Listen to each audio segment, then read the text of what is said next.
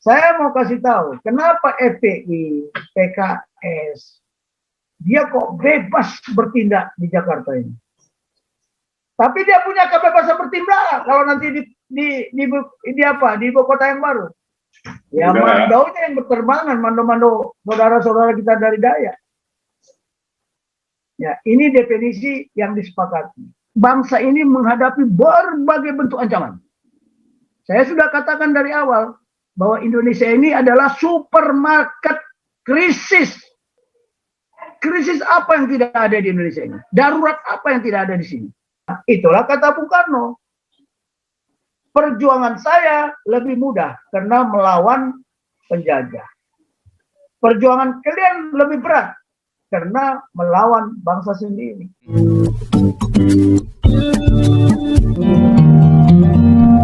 Silakan Pak Jenderal.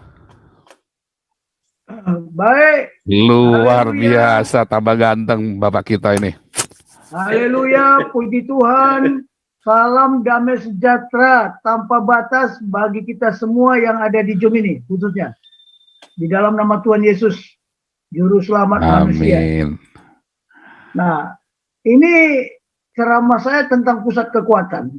Karena kemarin, kalau kita mau dengar ya di YouTube itu, isu-isu pertama yang beredar, mengapa ibu kota dipindah dari Jakarta ke Penajam.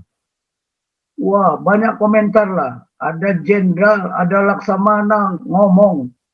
Wah, apalagi elit-elit politik ngomong. Pusat kekuatan itu ada di ibu kota Jakarta. Center of Gravity. Nanti tolong dibuka aja YouTube itu. Ya. Saya juga terkaget-kaget, di mana orang ini belajar tentang pusat kekuatan? Di mana mereka belajar center of gravity? Ya, ini isu-isu yang sekarang lagi mengudara di Jakarta. Satu adalah perpindahan ibu kota dari Jakarta ke Penajam. Yang kedua, isu-isu tentang PIR, Flight Information Region. Kemudian Defense Cooperation Agreement. Satu lagi ekstradisi antara pemerintahan Indonesia dengan Singapura. Ini juga rame nih. Seminggu ini belum selesai-selesai. Semua tokoh-tokoh, pengamat militer lah, profesor lah, ngomong semua tentang itu. Tapi saya sebenarnya 2017 sudah melaksanakan seminar atau FGD di Lemhanas tentang PIR ini. Tapi kemarin saya kebetulan diundang ke DPR, ke Komisi 1, fraksi Demokrat, berbicara masalah PIR ini. Yang sebenarnya seperti apa. Ya agak terkaget-kaget juga dia. Kita ngomong PIR, tapi terjadi konflik antara elit, ya elit yang ada di DPR sana. Ya kita bisa lihatlah nanti di beberapa YouTube ya. Mana yang benar? PIR itu urusan keselamatan atau urusan kedaulatan. Ini masih ramai juga mereka. Kemudian yang ketiga, yaitu tadi pernyataan kasat itu, Jenderal Dudung yang menyatakan apa? Tuhan bukan orang Arab. Oh rame nih. Padahal Cak Nun sudah juga ngomong masalah itu. Ya, Ainun Nazib ya, itu juga pengamat saya lihat. Dia juga ngomong Tuhan bukan orang Arab. Nah, karena kita, ya nggak tahu ya kalau ada ahlinya di sini. Saya dulu waktu di Seskoat, saya menerima pelajaran yang namanya abstraksi. Ya, kemudian logika. Yang ketiga sublimasi. Yang keempat futurologi. Keempat ilmu ini rumit, ya. Rumit kalau kita mau mendalami. Bagaimana kita memikirkan yang abstrak? Bagaimana logika kita berpikir? Sementara logika berpikir manusia itu kan terbatas. Nggak bisa kita melogikan Tuhan. Kemudian satu lagi sublimasi. Bagaimana kita mengambil esensi? Esensi suatu pernyataan gitu loh. Karena di sana diajarkan silogisme. Silogisme itu contoh aja ya logika. Manusia makan daging, anjing makan daging. Tapi bukan berarti manusia sama dengan anjing. Nah, yang begini-begini tuh di sana tuh diajarkan detail. Wah, itu kalau pelajaran itu banyak yang hair. Saya nggak tahu apakah masih diajarkan apa tidak. Kami dulu ada 100 lebih siswa, cuma 3 orang yang nggak hair. Ya, 3 orang aja nggak hair. Yang lainnya itu hair semua. Karena pelajaran itu memang sulit. Apalagi ditambah dengan futuristik atau futurologi ya. Itu sangat sulit pelajaran-pelajaran itu. Bagaimana kita meramal kemungkinan yang terjadi di masa yang akan datang. Tapi berdasarkan apa? Apa yang telah terjadi di masa lalu? What was? Nah, what is going on? What next? Nah, what next-nya itu oke. Kita berharap sesuai dengan keinginan kita. Tapi ada satu lagi, what if? Jika tidak sesuai dengan keinginan. Nah, kemarin mereka membahas PIR itu di masa lalu begini dikuasai Singapura umpamanya. Ya, sementara sekarang ada perjanjian antara presiden dengan Perdana Menteri Lee Hsien Loong. Ini pun jadi ramai pembicaraan di TV di mana-mana.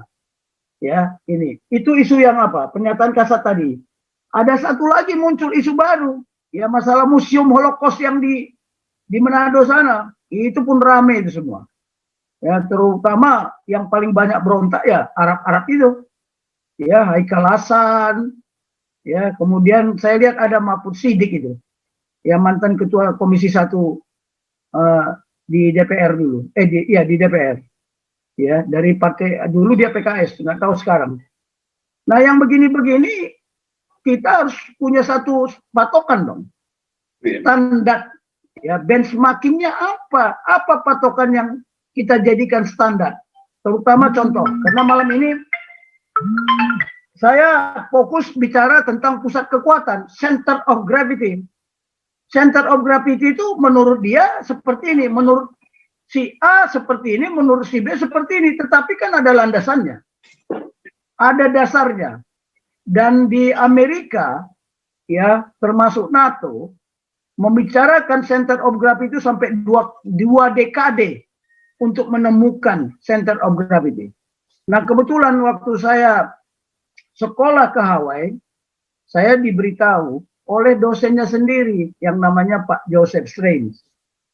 Ya, dia mengajarkan, Dr. Joseph Strange, dia mengajarkan pusat kekuatan. Oh, saya juga jadi tahu karena selama ini juga saya diajarkan ibu kota itu adalah pusat kekuatan. Waduh, ternyata bukan. Ibu kota bukan pusat kekuatan. Nah, malam ini saya mencoba ya menyampaikan ceramah tentang pusat kekuatan. Kita bahas. Ya, sehingga kita bisa menjawab apa kata media-media yang bersebar. TV juga nggak ngerti kok. Itu oke, lanjut Pak Santiamer berikutnya. Rajoti. Ya.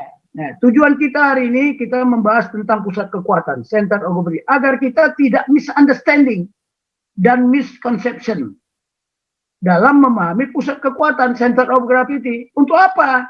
Untuk dapat diimplementasikan dalam menyusun rencana menghadapi setiap ancaman, gangguan, hambatan, dan tantangan yang dihadapi baik yang datang dari dalam maupun dari luar. Saya mau katakan sekarang di sini, nanti coba dipikirkan oleh Galarua. Pusat kekuatan Galarua itu ada di mana? Center of gravity Galarua itu ada di mana? Jadi jangan hanya visi, misi, kebijakan, strategi, program, aksi. Tetapi Galarua juga harus membangun pusat kekuatan itu. Nah, pusat kekuatan bangsa Indonesia sejak kita merdeka sampai sekarang itu tidak dibangun. Di mana pusat kekuatan itu berada? Salah satunya di Pancasila itu yang disebut Persatuan Indonesia. Nah, tetapi itu kan pernyataan secara letterlek. Di dalam Persatuan Indonesia itu, di situ ada nggak semangat kita? Selama semangat persatuan-kesatuan itu tidak ada, ya keindonesiaan ini kita tidak membangun pusat kekuatan. Ya, kita tidak membangun pusat kekuatan. Nanti silakan tanya, apa kaitannya pusat kekuatan dengan ketahanan nasional? Apa kaitannya pusat kekuatan untuk menghadapi ancaman, tantangan? Nah, kalau kita mau lihat, setiap hari kita ini, bangsa ini menghadapi berbagai bentuk ancaman. Saya sudah katakan dari awal bahwa Indonesia ini adalah supermarket krisis. Krisis apa yang tidak ada di Indonesia ini? Darurat apa yang tidak ada di sini? Semua. Makanya kita bukan 7-Eleven kalau Filipina, kalau saya ceramah-ceramah di luar negeri, saya bilang, waduh, sorry Filipino. Ya, saya bilang, Filipina, 7-Eleven, we are supermarket kalau Indonesia. Semua bentuk bencana, semua bentuk ancaman ada di bumi pertiwi ini. Nah, center of gravity. Makanya, saya mau sampaikan ini supaya kita paham, jangan terjadi misconception. Ya, apa yang saya sampaikan ini sudah melalui kajian. Ya, 2 dekade di Amerika. Ya, kemudian ini juga sudah ada ajarannya. Lanjut Pak Santiamer, lanjut. Ya, Pak Uti, lanjut Pak Joti. Oke. Jadi apa yang ingin saya sampaikan di sini, ya. Tadinya, waduh, kalau semua PowerPoint saya sampaikan, nggak akan selesai kita bicara 1 hari pun. Nah, tapi saya potong-potong aja ya, karena waktu kita kan terbatas, ya. Jadi kalau kita mau membahas center of gravity, kita harus membahas dulu apa hakikat perang dan hakikat kemenangan. Mengapa kita membahas hakikat perang dan hakikat kemenangan? Karena setiap hari sebenarnya pemerintahan negara atau apakah dia bentuk pemerintahan republik maupun kerajaan menghadapi perang semesta. Saya garis bawah ya, menghadapi perang semesta. Setiap hari kita berperang. Nah, perang semesta jangan didefinisikan paradigmanya seperti perang kemerdekaan kemarin. Waktu kita belum merdeka menghadapi sang penjajah. Ya. Sang penjajah, bukan. Sekarang perangnya udah berbeda. Semesta itu perangnya pada aspek apa? Ideologi. Kita ini sekarang perang ideologi loh. Konflik ideologi. Amerika dengan China juga konflik ideologi. Ya, itu perang di bidang aspek ideologi. Yang kedua, politik. Mau di lingkup global, di lingkup regional, di lingkup nasional, politik. Konflik geopolitik. Ingat, kata-kata politik itu apa maknanya? Bicara kekuasaan. Kita sekarang juga konflik di negara ini, di lingkup nasional. Apa konfliknya? Konflik politik antar partai. Tapi mereka berdasarkan politik negara enggak? Saya kemarin diskusi di DPR itu, waduh, nggak mungkin kita bisa menang Pak Tobing. Karena di sini masalah politik, Demokrat itu tidak kuat. Tidak kuat untuk menghadapi, untuk menyampaikan ini. Pokoknya yang penting kita sampaikan dulu. Urusannya belakangan, ya kan? Tapi kalau kita tidak menyampaikan, terjadi sesuatu hari di kemudian hari, itu kita sudah tidak salah. Sama dulu prinsip saya sebagai staf ya. Pokoknya saya sampaikan Panglima, mau dia suka atau tidak suka, yang penting sudah saya sampaikan. Begitu kejadian di kemudian hari 3-4 tahun, benar ya Bing ya, kalau saya dulu dengar kamu. Tapi saya sudah dimaki-maki dulu, ya nggak persoalan. Ya, karena saya bukan pengambil keputusan. Jadi kita harus tahu hakikat perang itu apa, gitu loh. Di bidang ekonomi, di bidang sosial budaya, pertahanan dan keamanan. Jadi membahas perpindahan ibu kota harusnya dibahas dari aspek ideologi, dari aspek politik, dari aspek ekonomi, dari aspek sosial budaya. Tapi bukan hanya itu saja, masih ada hal lain. Makanya kita sibuk dengan undang-undang, bukan dengan doktrin. Nah ini hakikat perang apakah doktrin atau undang-undang? Hakikat kemenangan doktrin atau undang-undang? Makanya dari awal, doktrin itu adalah ajaran. Ajaran yang berisi prinsip-prinsip yang sudah diyakini kebenarannya. Bayangkan, diyakini kebenarannya dan sudah teruji di medan pertempuran, di medan peperangan. Bahkan sudah ditulis dengan tinta darah. Saya ke Akademi Militer di China, itu tulisan para jenderal, ada yang masih tulisan bentuk apa bekas darahnya, itu dikacain dikacain itu. Bagaimana pesan-pesan para jenderalnya, para jenderal-jenderal perangnya ketika bertempur, tertulis. Saya terkaget-kaget saya. Ya, tapi saya nggak bisa tayangkan di sini bagaimana video saya ke sana. Nah, pemahaman ini kita harus tahu dulu. Nah, kalau Gararua, kalau kita, ya kalau dari awal saya nggak setuju ada minoritas sama mayoritas karena Tuhan tidak suka. Itu standar enggak? Prinsip itu. Tuhan tidak menciptakan manusia ini minoritas dan mayoritas. Tuhan menciptakan manusia ini segambar dan serupa. Nah, yang begini-begini itu prinsip enggak? Prinsip. Nah, prinsip itu adalah hukum yang harus dipatuhi. Ketika kita tidak mematuhi prinsip atau ajas atau dasar, ya kita sama mengundang kecelakaan, mengundang resiko, mengundang kekalahan. Nah, nanti itu hakikat perang dan hakikat kemenangan itu, wah, itu panjang ceritanya. Mungkin bicara ini aja perlu 1 semester ini. Yang kedua, pemahaman tentang pusat kekuatan itu, ya di Jerman disebutnya Surfung, ya COG, Center of Gravity. Ya, saya dulu terkaget-kaget juga waktu saya sekolah, waktu saya skogap, saya diajarkan pusat kekuatan itu ibu kota.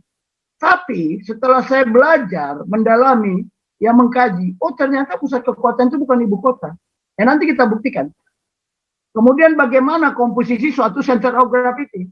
Kalau Gararua sebagai organisasi, dia harus membangun pusat kekuatannya. Kenapa? Setiap pemerintahan itu mengandung apa? Kerawanan kritis, kebutuhan kritis, dan satu lagi kemampuan kritis. Kalau kita sudah memahami ini, baru kita tahu bagaimana kita membangun komposisi suatu center of gravity. Jangan kita membentuk organisasi ini, bukan. Kita sudah bangun nggak pusat kekuatannya? Karena lihat aja Mojopahit, karena tidak membangun pusat kekuatannya, dia hancur. Hancurnya dari mana? Bukan dari luar, dari dalam sendiri. Ya, dari keluarga besar kerajaan itu sendiri, demikian juga Sriwijaya, demikian juga Singosari. Ya. Nah, bagian berikutnya nanti yang akan kita jelaskan. Ya, apa center of gravity? Apakah center of gravity itu hanya satu atau multi? Nah, itu tadi. Bagaimana menentukan sesuatu itu? Ya, sebagai pusat kekuatan lawan dan pusat kekuatan sendiri. Ingat seperti Singapura.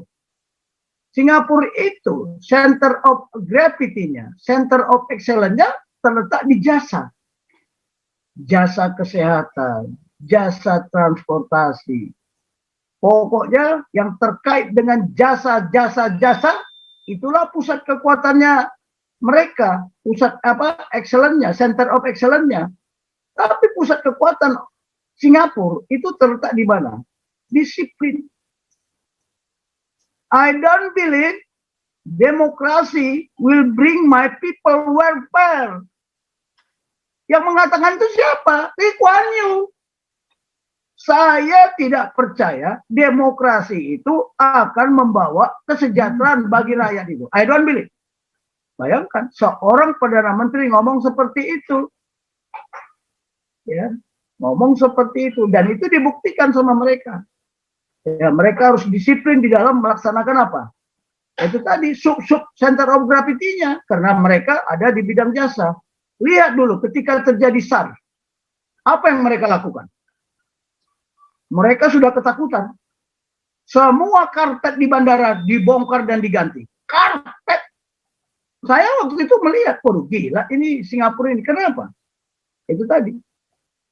Nah, sekarang nasib Singapura timbul tenggelam ini sejak ada perintah dari Presiden Jokowi bahwa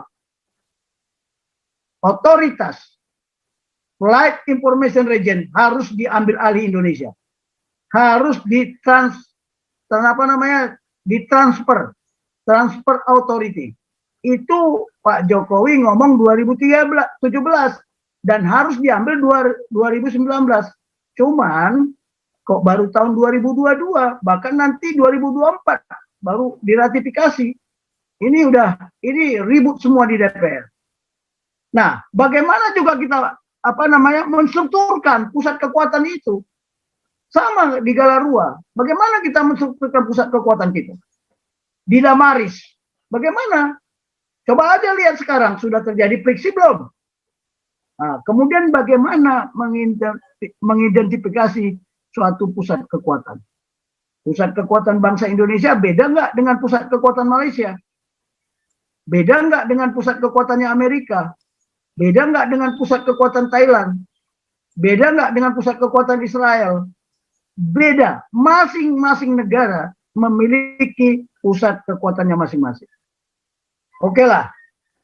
Ini nanti yang saya sampaikan ini ada referensinya, ada standar patokannya, bukan dasmu-dasku. Nah, jadi siapa? Bersumber kepada pendapat Grandmaster Strategi, ya Clausewitz, ya, dan Sun Tzu. Kalau Grandmaster Strategi Barat itu kita kenal dengan Karl von Clausewitz, orang Prusia. Ya mungkin sekarang Prusia itu Jerman ya. Kemudian pendapat para pakar strategi modern, kemudian paradigma saat perang saat ini sudah berubah. Tidak seperti dulu lagi. Nanti kita buka satu persatu. Tapi saya nggak yakin ini selesai malam ini. Ya mungkin ada pertemuan kita lagi lah di pertemuan berikutnya. Ya. Tapi inilah materi bahasan, masih banyak lagi. Oke, lanjut Pak Santiamal. Oke. Nah, tadi seperti yang saya katakan, Grandmaster itu strategi yang sekarang diakui ya, dan buku-bukunya dipelajari. Dan wajib setiap perwira itu mempelajari ini. Saya nggak tahu perwira kita saat ini mau buka bukunya On War itu nggak? Atau mau buka bukunya Sun Tzu nggak? Ya, kalau Sun Tzu bilang apa? The Art of War. Tapi kalau Barat dia bilang On War. Ya, saya mengambil dari kedua Grandmaster ini. Ya, namanya Grandmaster ya sudah. Artinya Master Strategi luar biasa lah kalau disebut Grand. Tapi kalau saya belum sampai Grand.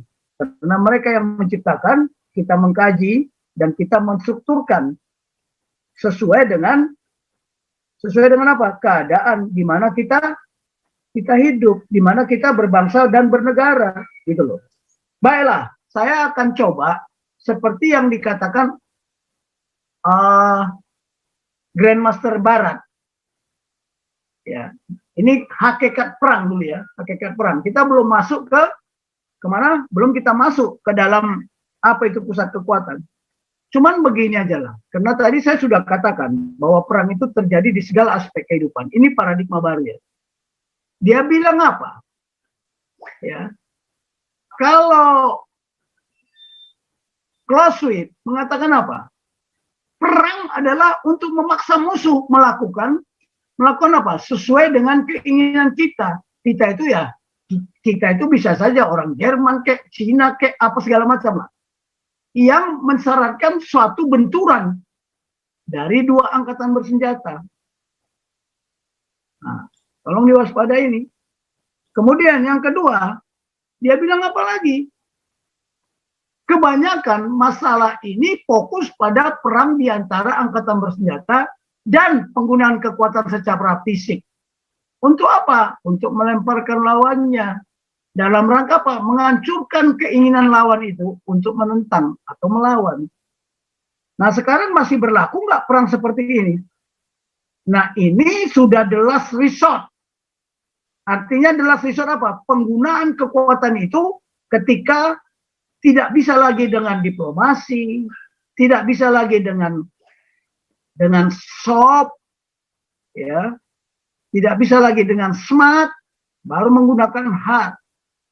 Kalau China, dia bukan hanya smart, bukan hanya soft, bukan hanya hard, tapi dia menggunakan soft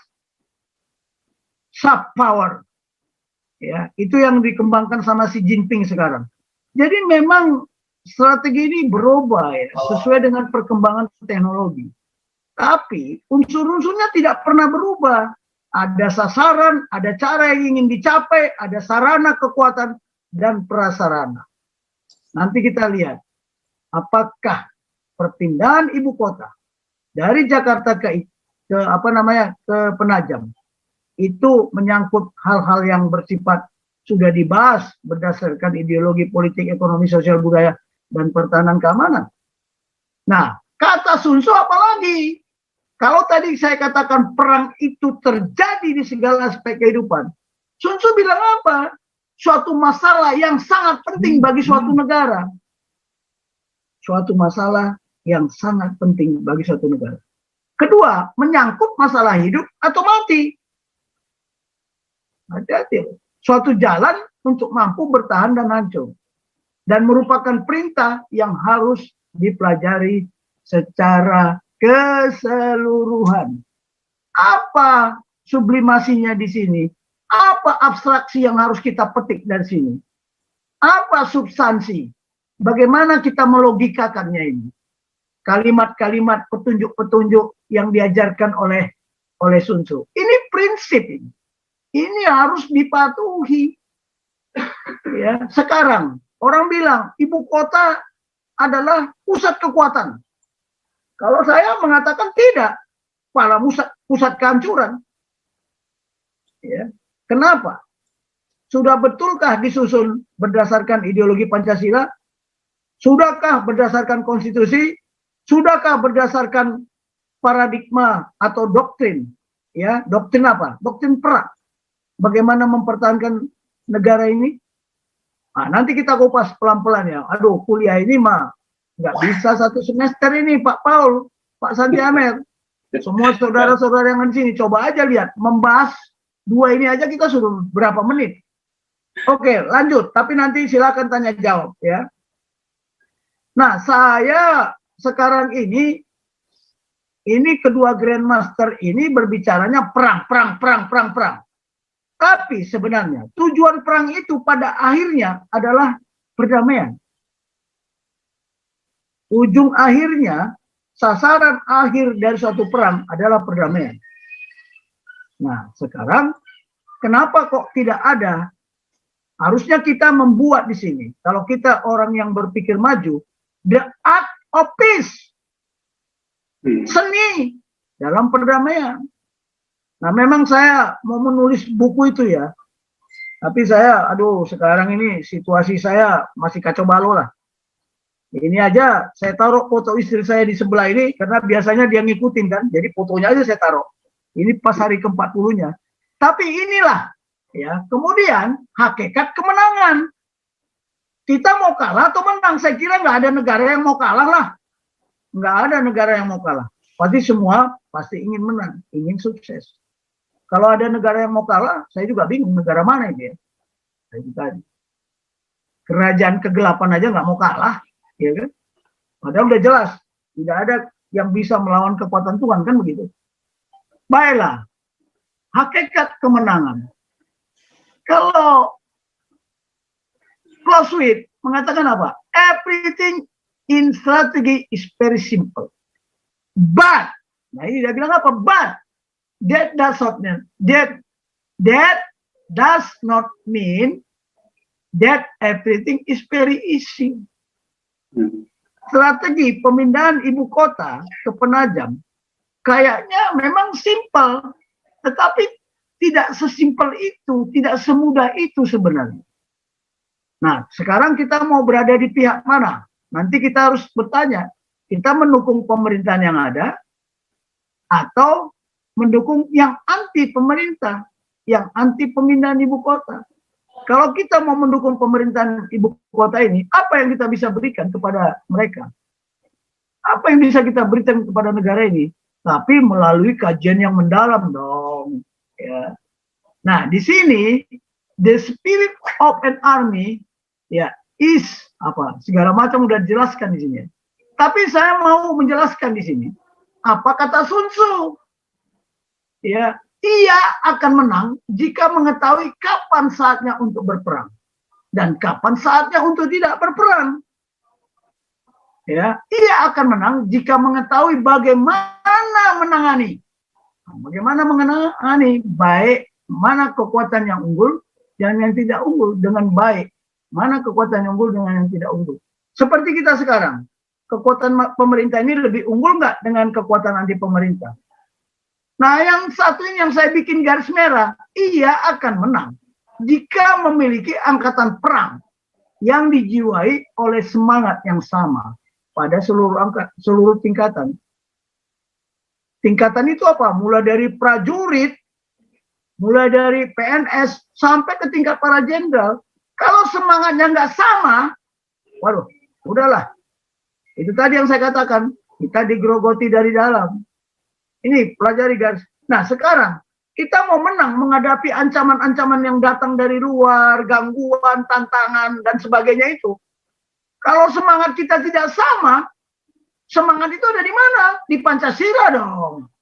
Katanya negara ini berdasarkan Pancasila, berajaskan Pancasila, memegang nilai-nilai prinsip Pancasila. Nah ini harus kita kupas. Karena kalau kita tidak mengupas cara bertindak, ya, cara bertindak itu harus kita kupas. Contoh sekarang, apakah ibu kota itu harus pindah? Cara bertindak pertama. Kedua, ibu kota tidak perlu pindah. Nah, ini kan harus dibahas. Keuntungan dan kerugiannya. Aspeknya apa? Itu tadi, berdasarkan Pancasila, dihitung ideologi, kemudian nilai-nilainya apa, kemudian konstitusi. Ya, contoh saja saya garis bawahi. Di konstitusi itu udah jelas, di buku kita itu udah jelas bahwa ada 5 perintah konstitusi, melindungi seluruh bangsa Indonesia dan melindungi seluruh tumpah darah Indonesia. Apakah pindah ibu kota itu sudah berdasarkan itu? Karena Jakarta 2050 itu sudah diramalkan tenggelam. Dan bukan diramalkan ya, berdasarkan kajian. Saya ketika diundang ke HW, di Universitas HW itu saya dipaparkan bagaimana mereka membuat suatu kajian, ya, membuat suatu kajian bahwa Indonesia akan tenggelam 2050 kalau tidak diambil tindakan. Cuman waktu itu saya minta konsepnya, dia tidak kasih. Kalau nggak percaya, telepon aja adiknya si Obama, Dr. Maya. Dr. Maya itu adalah adiknya dari bapak tirinya, Pak Suntoro itu. Dia kan ada di Hawaii. Tapi waktu itu, dia menunggu saya mau ketemu di Universitas Hawaii. Kebetulan kami mobilnya agak macet ya. Jadi beliau sudah, Dr. Maya sudah pulang. Padahal dia ingin sekali ketemu sama tim saya yang dari Indonesia. Nah, jadi kembali lagi, dia akan menang kalau mempunyai semangat yang sama. Kita dulu merdeka, karena kita punya semangat yang sama. Merdeka atau mati. Lebih baik mati dengan debu. Debu apa? Debu kemerdekaan. Daripada hidup nyaman di alam penjajahan. Itulah semangat yang sama. Tapi, itulah kata Bung Karno. Perjuangan saya lebih mudah karena melawan penjajah. Perjuangan kalian lebih berat karena melawan bangsa sendiri. So itu sebenarnya ajaran-ajaran itu ada maknanya, bukan tidak, ada maknanya. Nah, inilah hakikat-hakikat itu ya.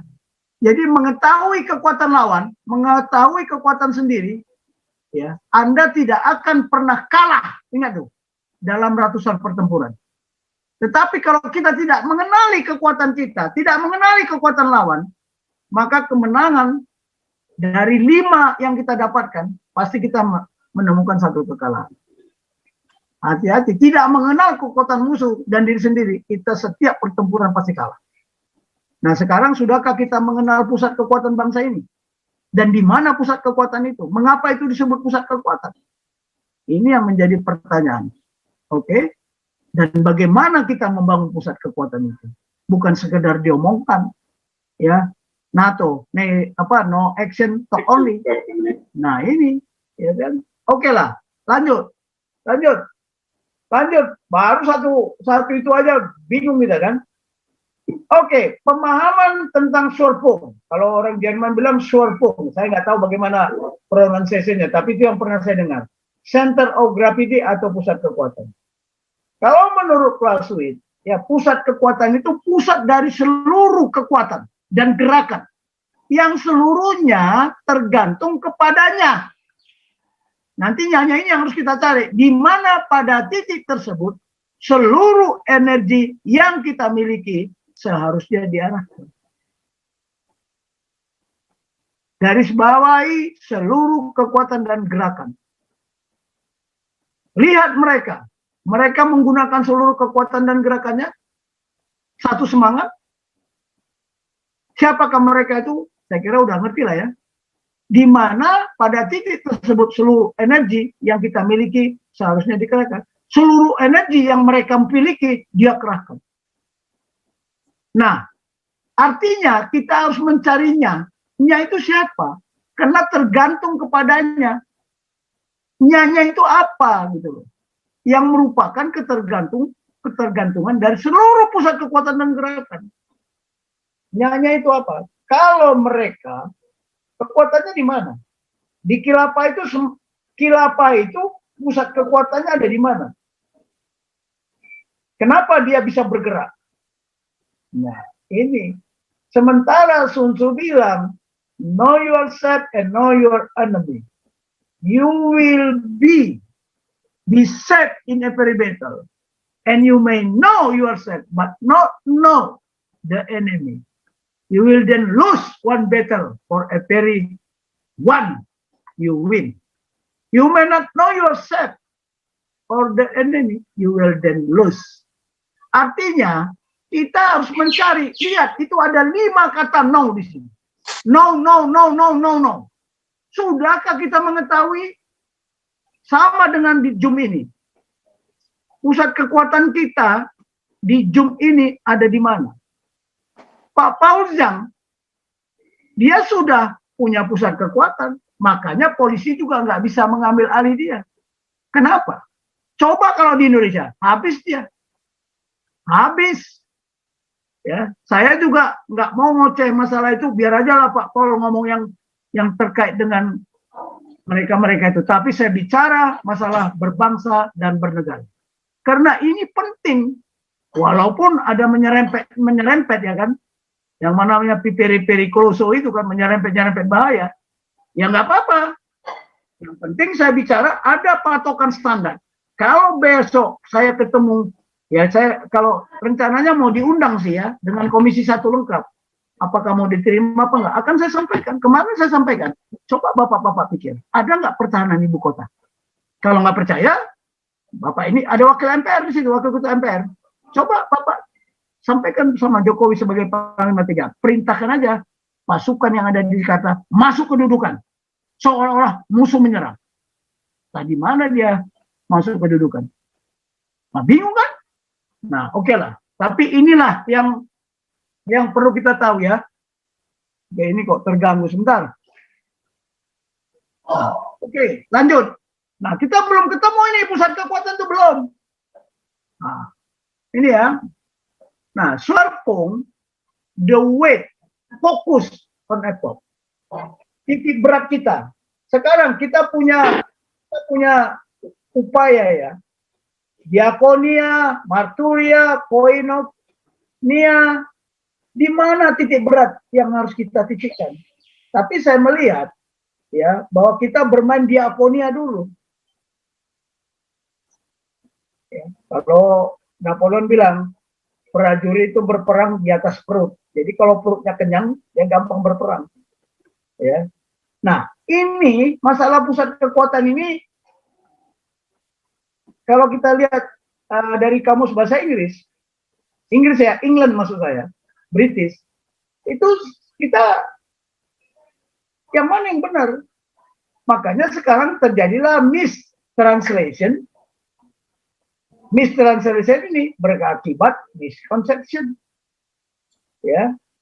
Nah, di sini ada yang mengatakan terjadi perdebatan. Is the capital as a center of gravity, or what a center of gravity in the capital? Jadi apakah ibu kota itu sebagai pusat kekuatan, suatu pusat kekuatan, atau di dalam ibu kota itu sendiri ada center gravity di dalam kapital? Nah, sementara Sun Tzu mengatakan apa? The worst, ya, kalau kita perang, ya, the worst is to attack the enemy city. Jadi sangat jelek kalau penyerangan itu menghancurkan adalah kota musuh.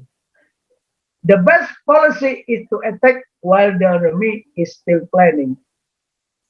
Ya, ini memang mereka lakukan ketika masih dalam perencanaan perpindahan ibu kota, mereka terus ribut. Ya, ini juga saya nggak tahu apakah dia tahu strategi, tapi mungkin itulah fakta yang kita lihat. Ya, dan seterusnya. Jadi tidak jaminan. Coba ya kita lihat sekarang, kita jujur secara fakta. Ketika penyerangan ke ibu kota Jakarta, dulu kita pindah ke Yogyakarta. Ternyata ibu kota diduduki, tidak juga bahwa Indonesia bisa dikuasai. Kenapa serangan 1 Maret? Kenapa kota pahlawan itu bukan di Jakarta? Kota pahlawan malah di Surabaya kan? Nah, itu contoh-contoh. Yang kedua, ketika Jepang diserang, kenapa bukan Tokyo? Kenapa bukan Tokyo? Kenapa Nagasaki dan Hiroshima? Karena di Nagasaki dan Hiroshima, disitulah dididik pasukan-pasukan kamikaze yang punya semangat bertempur mati. Bukan merdeka atau mati lagi. Saya sudah ke museum kamikaze yang ada di Kyoto, yang ada di Kyoto kalau nggak salah, di Nara. Nah, saya sudah ke sana. Aduh, begitu masuk ruangan itu merinding bulu roma. Jadi setiap pilot-pilot yang siap untuk mati itu udah ada pesan-pesannya ditulis di dinding itu. Ya. Kepada ayah dan ibunda yang tercinta. Ini dalam bahasa terjemahannya ya. Mereka tulisannya Jepang, tapi saya minta diterjemahkan. Kalaupun saya mati untuk kepentingan negara ini, saya akan lahir kembali. Sampai begitu. Jadi ayah dan mama, ayah dan ibu tidak perlu memikirkan kematian saya. Hilang nggak semangat itu? Makanya Hiroshima sama Nagasaki yang dihajar. Karena disitulah sumber-sumber pilot-pilot kamikaze itu. Nah, kita nggak tahu di Indonesia, apakah Jakarta. Makanya, jadi kalau ada komentar sekarang, ya nggak tahu mereka itu seorang orang pinter, apakah dia profesor, apakah dia jenderal, apakah dia laksamana, bahwa ibu kota adalah pusat kekuatan, Dasmukyo. Ya, Dasmukyo. Maka Sun Tzu juga bilang apa? Menguasai suatu negara tidak perlu menghancurkannya. Hebat nggak strateginya? Lihat China. Untuk menguasai Hong Kong, untuk menguasai Makau, apa dibakar? Kalau kita enggak, Bandung lautan api kan? Timor waktu kalah referendum kita dibakar, ya.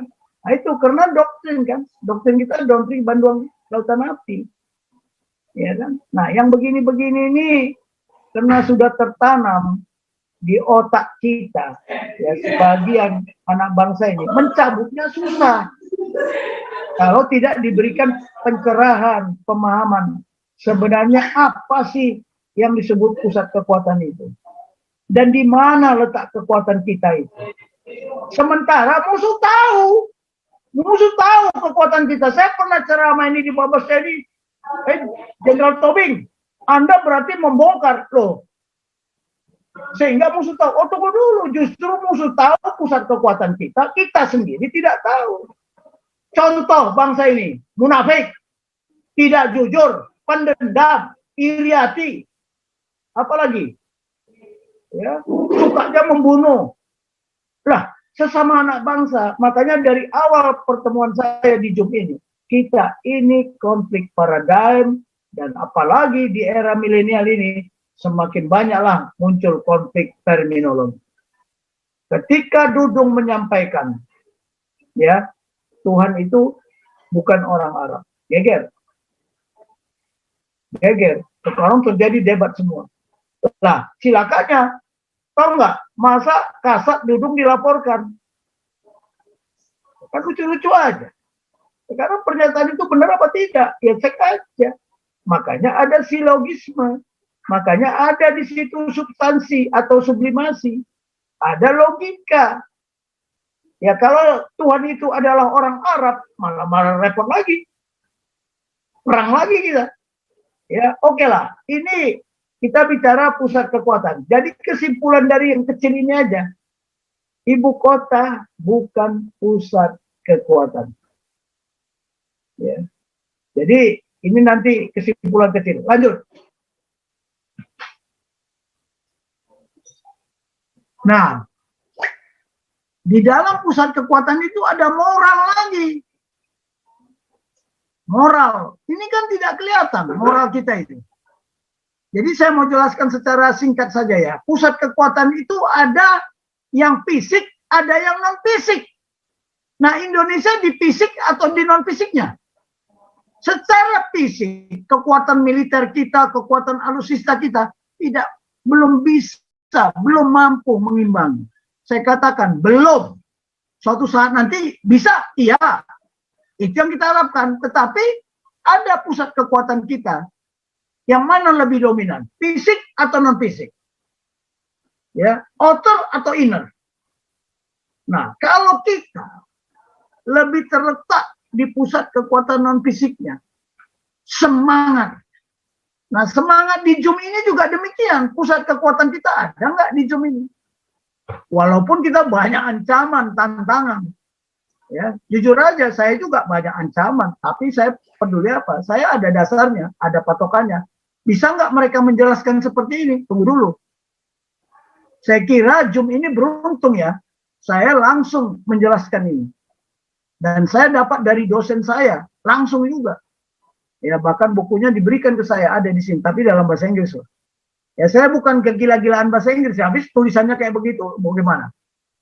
Ya, nah, kita di sini juga dibilang apa di situ? Clausewitz maintain the wants of enemy decides to engage in contest of physical and moral strength. Center of gravity are active agents.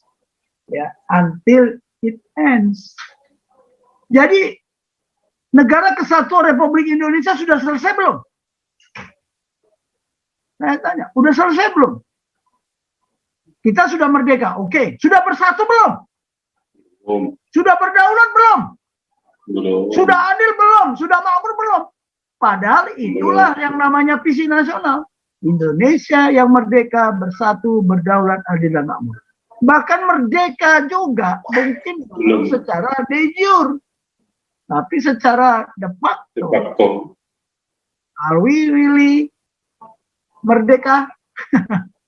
Silakan cari, ya kan? Oke, ini menurut Clausewitz. Ada di bukunya. Saya bukan ngarang-ngarang ya, nanti dikira ngarang-ngarang, enggak.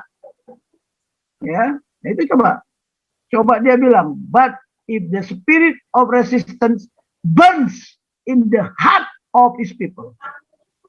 Nah, kalau kita semangatnya khilafah, gimana?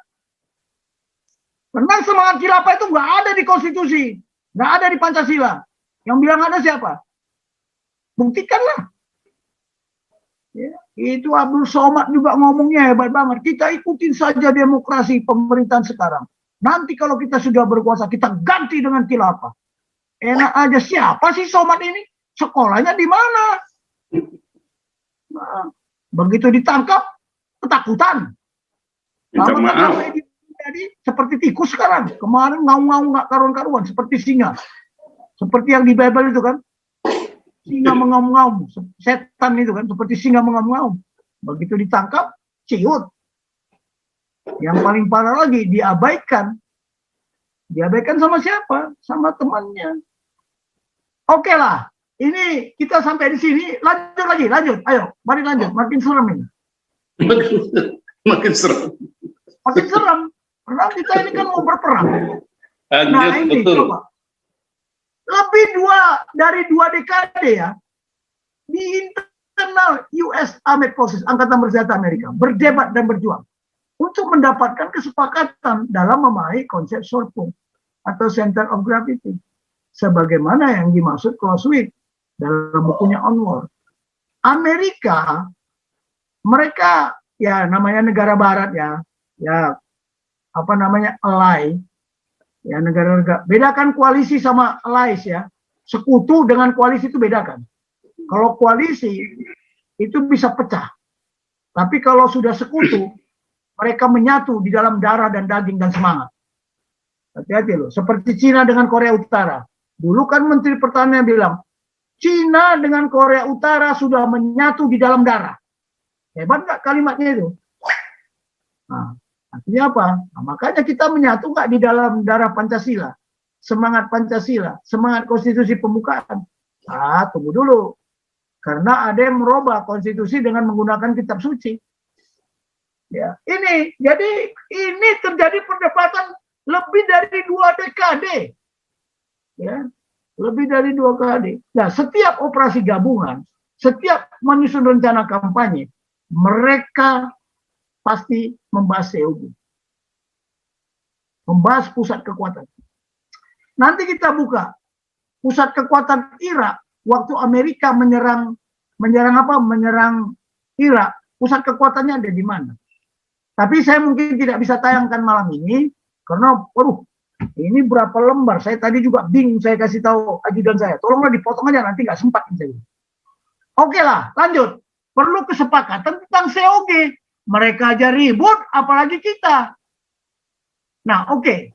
Nah, kalau menurut Amerika, Angkatan Bersenjata Amerika, Armed Forces, dia bilang apa? Pusat kekuatan itu adalah karakteristik. Ingat, karakteristik itu apa? Ciri-ciri. Nah, kalau kita mau kaitkan dengan Indonesia, karakteristik orang Indonesia itu seperti apa? Koma, di situ, kemampuan atau suatu tempat daerah di mana suatu angkatan bersenjata atau persekutuan untuk memperoleh kebebasan bertindak. Kebebasan bertindak free manuver. Kekuatan secara fisik atau semangat kemauannya. Semangat juang untuk bertempur dan berperang. Nah, contoh ya, kekuatan secara fisik yang dimiliki, semangat yang dimiliki Pak Paujang, karena dia memiliki kebebasan bertindak. Karakteristik Pak Paujang, ya kalau mau di dalam lagi, mesti kita tahu jam berapa dia lahir, tahun berapa dia lahir, bulan berapa dia lahir. Dicari, oh ini ciri-cirinya Pak Paujang kan begitu. Lahir musim dingin atau lahir musim panas. Karena lahir musim dingin beda dengan musim panas. Saya lahir pas musim panas, jadi agak panas sedikit nggak apa-apa kan. Nah ini contoh-contoh ya. Makanya di dalam intelijen kita harus mencari tokoh perorangan. Tapi pusat kekuatan kita, karakteristik Galarua, sudah punya karakteristik belum? Sudah punya kemampuan belum? Di mana? Tepat di mana daerah? Di seluruh Indonesia? Di Jakarta? Atau di Bandung? Atau di Depok? Atau di mana? Nah, supaya apa? Bagaimana kita memperoleh kebebasan bertindak? Nah, kaitkan sekarang dengan di Jakarta. Kita lebih bebas bertindak atau lebih bebas bertindak di Kalimantan? Semangat di Jakarta dengan semangat di Kalimantan. Nah, hati-hati ya. Ini saya elaborate. Karena nanti jangan letter-lek aja. Tapi apa makna dan substansi dari terminologi ini? Supaya kita tidak konflik. NATO juga menggunakan ini. Ini Barat ya. Kalau ajaran Asia, Grandmaster Asia, Sun Tzu, beda, nggak sama. Oke, lanjut Pak Sanjamer. Saya kira satu slide dulu lah. Nah ini nggak usah kita kupas dulu ini Pak Sanjamer. Lanjut aja lah. Ini kan sudah kesepakatan mereka, ya. Nah, terus kita masuk ke kemana? Ini debatnya mereka ya. Marinir, Angkatan Laut, Angkatan Udara, beda-beda. Nah, coba kita lihat Sun Tzu punya. Apa kata Sun Tzu? Apa kata Sun Tzu? Terus saja dulu Pak Paul. Ini apa Pak Sanjamer? Saya nggak bisa. Ya. Terus. Tunggu dulu ya. Nah ini kan mereka yang ribut itu. Nah ini. Tapi mereka punya kesepakatan. Ya. Center of gravity, the sources of power. Jadi sumber daya kekuatan itu di mana? That provides moral. and physical strength. Freedom of action and will to act. Bahwa pusat kekuatan itu adalah sumber kekuatan yang memberikan kekuatan moral atau fisik. Kebebasan bertindak atau semangat untuk berperang dan bertempur. Saya mau kasih tahu, kenapa FPI, PKS, dia kok bebas bertindak di Jakarta ini. Tapi dia punya kebebasan bertindak kalau nanti di ibu kota yang baru. Ya mandaunya yang berterbangan, mando-mando saudara-saudara kita dari Dayak. Ya, ini definisi yang disepakati. Persoalannya sekarang bagaimana definisi menurut Indonesia atau Tentara Nasional Indonesia. Pusat kekuatan bangsa, pusat kekuatan TNI itu beda. Tapi harus dijabarkan dari pusat kekuatan bangsa Indonesia ini. Ya, karena TNI ini kan tidak semuanya. TNI adalah bangsa Indonesia, tapi tidak semua bangsa Indonesia adalah TNI. Oke, lanjut. Lanjut, Pak Santiamer. Saya nggak bisa jelaskan satu-satu lah. Nah, ini pusat kekuatan itu original contact, Clausewitz atau Sun Tzu. Coba kita buka yang pertama dulu. Original contact itu. Buka, lanjut. Saya nggak bisa jelaskan ini. Kenapa penting? Nah ini. Sun Tzu bilang seperti ini. Ya, suatu pusat kekuatan selalu ditemukan di mana massa terkonsentrasi paling padat.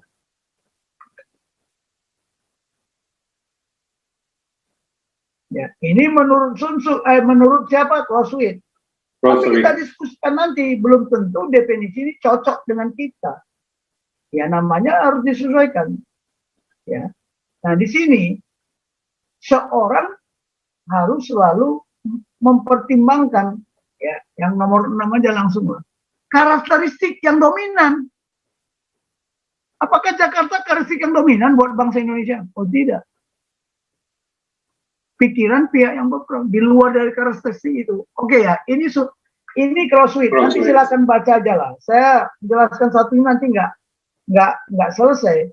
Ya, dalam perlawanan rakyat pusat kekuatan berada pada apa? Kepribadian sang pemimpin dan opini publik.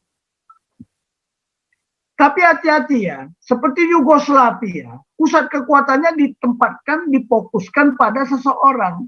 Ketika Bung Karno berkunjung ke Yugoslavia pada saat pembentukan non-blok dulu, Bung Karno kan tanya, pusat kekuatan Yugoslavia itu ada di mana? Tapi Bros Tito, ya ada di saya. Ketika Bros Tito dipanggil Tuhan, bubar nggak negara itu? Bubar. Hati-hati. Kita juga tidak memusatkan pusat kekuatan kepada mantan-mantan presiden ini.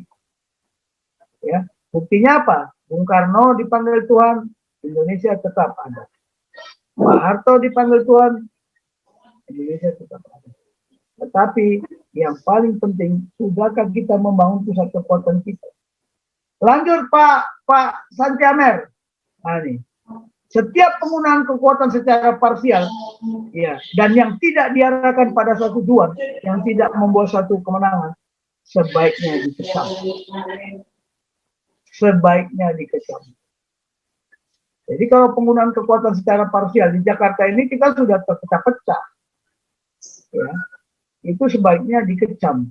Tidak benar bahwa pusat kekuatan itu di ibu kota. Ibu kota sebagai pusat kekuatan, no way. Jadi kalau orang mau menyerang kita, cukup menghancurkan Jakarta udah selesai. Itu belum dilihat dari doktrin lagi ya. Karena Kopassus ada di sini. Ya. Pasukan marinir ada di sini. Berapa banyak pasukan terkonsentrasi. Ya. Nah, malah menjadi pusat kelemahan kita kan. Hati-hati. Lanjut.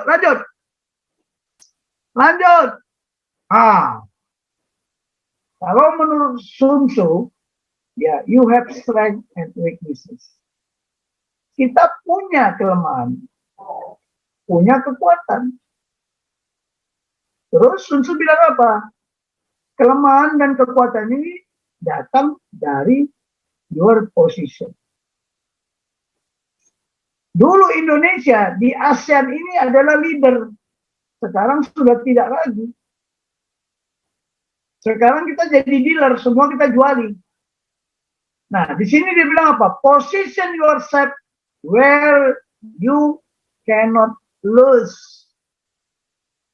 Jadi Galarua harus memposisikan organisasinya di mana kita tidak pernah kalah, tidak dapat kalah, tidak akan kalah.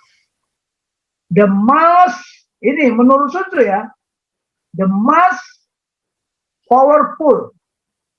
Ini bukan mas ini, most. Ya, the most powerful weapons of all the human mind. Jadi bagaimana menguasai mindset manusia? Makanya geopolitik pun sudah berubah. Cuman dulu kita tidak mewaspadai ajaran Sun Tzu ini. Jadi geopolitik itu bukan, geopolitik adalah kekuasaan menguasai geografi. Tapi geografi itu bukan lagi wilayah fisik, ada non-fisik. Lihat kita Indonesia sekarang, hancur dihantam lewat apa? Mindset bangsa ini. Mindset bangsa ini masih nasionalis, atau khilafahis, atau kapitalis, atau liberalis, atau macam-macam lah. Tapi, lihat, the human mind. Jadi, apa yang kita bikin, makanya saya bikin buku Pancasila. Ideologi itu, ya, segala sesuatu yang ada itu dimulai dari diawali suatu ideologi. Tapi ideologi, contoh, idenya bangsa Indonesia apa? Kalau kita bicara Pancasila, idenya bangsa Cina apa? Idenya bangsa Amerika apa? Visinya Cina apa? Visinya Cina udah jelas dari dulu. Sejak dinasti Qin itu, kerajaan Qin yang mempersatukan Cina. Cina sejagat. Amerika, dia punya impian apa? American the great leadership in the global world. Makanya Amerika tidak mau kepemimpinan. Ya, negara Amerika itu loose. Makanya dia main, tapi beda caranya. Caranya Sun Tzu beda, caranya Barat beda. Tinggal bagaimana. Nah sekarang ketika saya sekolah di Amerika, itu sekarang orang Amerika itu wajib membaca buku Sun Tzu ini. Wajib hukumnya. Karena sekarang sudah dikombinasi. Oke ya. Lanjut Pak Santiamer. Saya kira habis ini kita stop dulu. Lagi. Strength, kekuatan itu datang dari unity. Dari kesatuan ya, bukan united. A united nation is strong, but divided nation is weak. A united forces is strong, a divided forces is weak. Jadi, kita bicara forces, itu bicara satuan ya. Nah, dulu di Amerika, mereka juga setelah Perang Dunia Kedua, MacArthur sama Eisenhower, dia bilang apa? Go to hell. Kalau hanya mengandalkan satu angkatan. Makanya mulailah mereka menciptakan yang namanya gabungan. Darat, laut, udara. Coba. A united unit is strong. A divided unit is weak. United men are strong. Divided men are weak. Men di sini pakai E ya, artinya jamak ya. Oke lah. Dealing with the opponent. When the enemy is pressed, you can fire him. When he is well fed, katanya, you cannot. Nah, kalau dia relax, disitulah kita hajar. Oke lah, ini sudah saya sampaikan garis besarnya. Saya kira kalau saya sampaikan berikutnya lagi nanti nggak selesai. Sampai sini aja dulu ya, kita buka tanya jawab ya Pak Paul, ya Pak Santiamar. Ya, ini. ya. Ya nih, aku adalah anak Indonesia dengan semangat perjuangan. Aku bukanlah anak Indonesia dengan semangat pecundang. Aku adalah anak Indonesia berjiwa Garuda Emas, mengarungi angkasa raya. Aku bukanlah anak Indonesia berjiwa katak dalam tempur. Ya, kelaparan gitu ya. Aku adalah Indonesia cinta tanah dan air. Ini ceritanya lah, silakanlah. Ini dulu, mari kita masuk ke ruang tanya jawab. Banyak penjelasan saya belum bisa, karena waktu nggak cukup. Ini udah jam 11 lagi. Oke, mari kita ajukan tanya jawab. Silakan, ruang terbuka.